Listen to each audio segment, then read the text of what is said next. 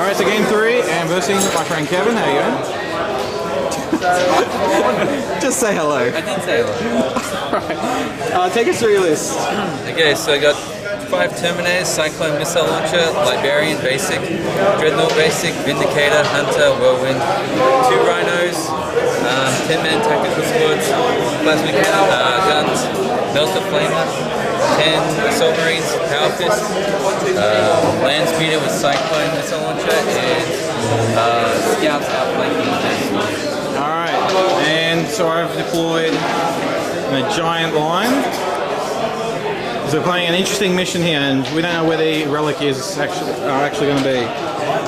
Alright. Alrighty, so versing Kevin, and little, I guess, funny story. We actually had played this exact mission in a practice game at my house. So he was using his army, I was using my army. So we've practiced this mission, we've practiced against each other's armies. And so and this was almost the exact same deployment that we both did. And in that mission, in the practice game, on turn 5 I was winning, on turn 6 I was winning. Oh no, sorry, on turn 5 I was winning, on turn 6 I was winning, on turn 7 he won. So he needed to go to turn 7. In this mission, he kind of learnt from the last game, in that he side loaded, I guess. He loaded up one side with most of his army, so you can see where his Terminators are, and he's expecting the what's it called, the drop pod relic thing to drop on this side. I am kind of hedging my bets, as I did in our practice game, but what I realize now that I should have done was put the shooty element, which is a bit slower, in the middle, and the Hormagaunts to the other side that was opposite his jump pack.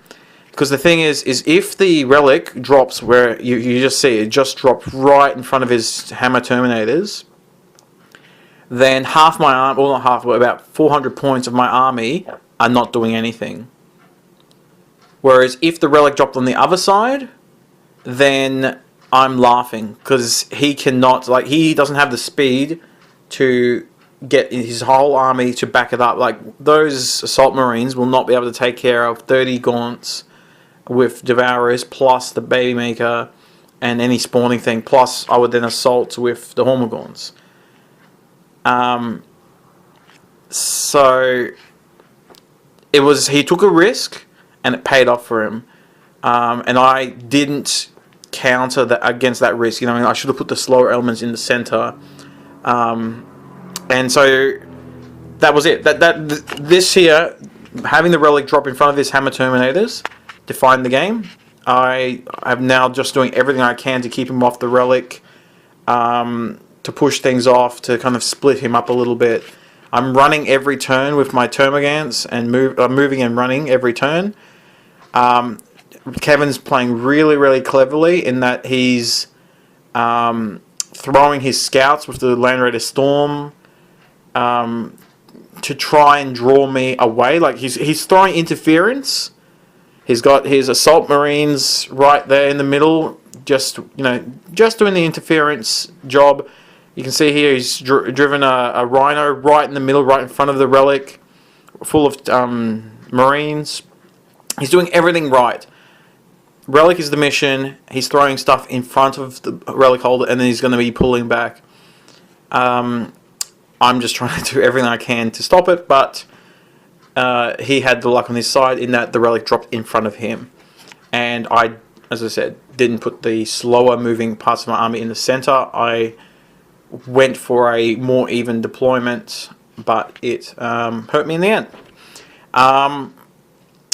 So, things to learn, let me think. I still like the formation with what's it called? The living artillery formation. I think it is really, really good. I don't think it's insanely overpowered. I just think it's really good because it makes it more consistent. Because Tyranids, unless they've got like a twin link Devourer, generally don't have consistent weaponry. Like, they can't get guard or prescience. to Twin Link stuff. They don't have, marker lights and stuff to they don't have a ton of innately twin linked weapons except for Devourers. So if you think Tau, you got you got the buff Mander, you've got twin link extra ballistic skill from marker lights, you've got twin linked SMSs everywhere all the time. So there's a lot of it's not just guaranteed. I said the word before. It's consistent. If you need something to get it done, it will get it done. Bivors I've found are a little bit hit and miss. They're usually really good, but in the formation which makes them in essence twin linked, they're fantastic. They're not insanely great, but they're still fantastic. I'm trying to play up but not too much this formation, just because I think it is really good, but I don't think it's so good that it breaks the game or anything like that. Anyway, Kevin's doing all the right things. Dreadnoughts I found in this type of mission, I think I might need to take a 1 Carnifex at least, just because I can't really deal with the lone Dreadnought against my Hormagaunts. Or I might need to do something for my Prime, because this is now the second game in a row where one single Dreadnought has held the entire squad of Hormagaunts and Prime and just slowly eaten away and eventually instant kills my Prime. So I gotta think of something if I play this type of army again to deal with that. Anyway, Kev got the minor win at the end, and it was still a really good game.